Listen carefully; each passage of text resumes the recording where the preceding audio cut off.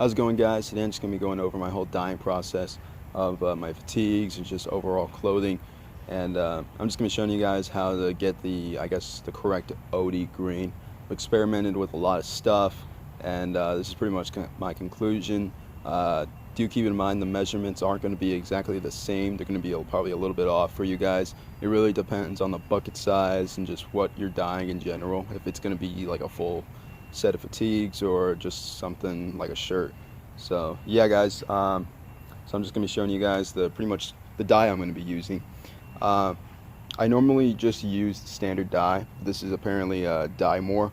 This is all they had, and it really doesn't matter whether or not you use this. The yellow, I suggest using golden yellow. I think that's the proper name, and I mostly use the navy blue. But this is just all they had. I do have some navy blue and some brown dye, but these are pretty much going to be the colors that I'm going to be using.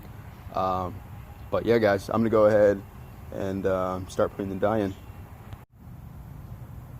Okay, so I'm going to start off with the yellow dye. Pretty much I use half the yellow dye. I don't use the entire thing. So I'm going to go ahead and pour that in. So see how that feels. Might use a little bit more. So here's about half.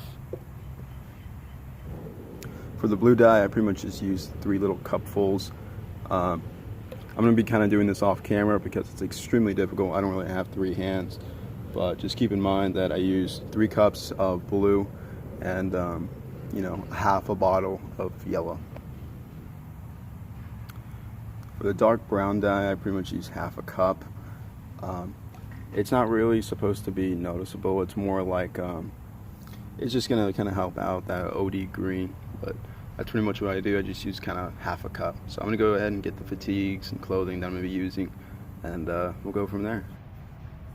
Okay, so I put the sweater in. Right now I'm just kind of mixing it around. Prior to putting the sweater in, I mixed the dye up, and it looked pretty solid. The shade of green looks fine. Yeah, I threw the sweater in, and now I'm just kind of mixing it.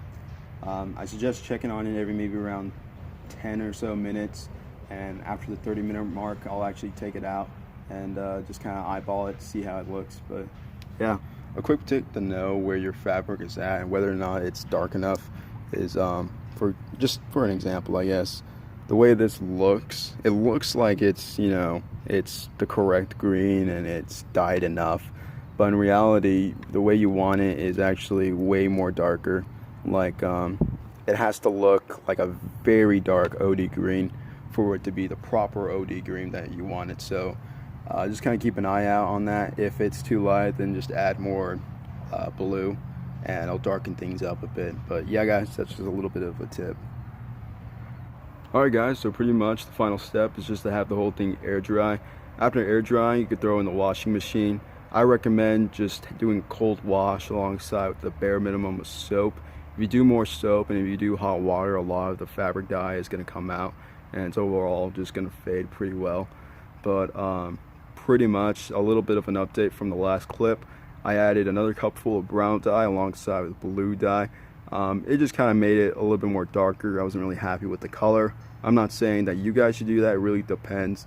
You don't want to dye something super, you don't want to put a lot of dye in and it turns out being almost black. That would overall ruin the jacket, and you guys want to start light and then make your way dark, if that makes sense. But overall, guys, this is just going to be the video. Hopefully you guys enjoyed it, and I'll see you guys around.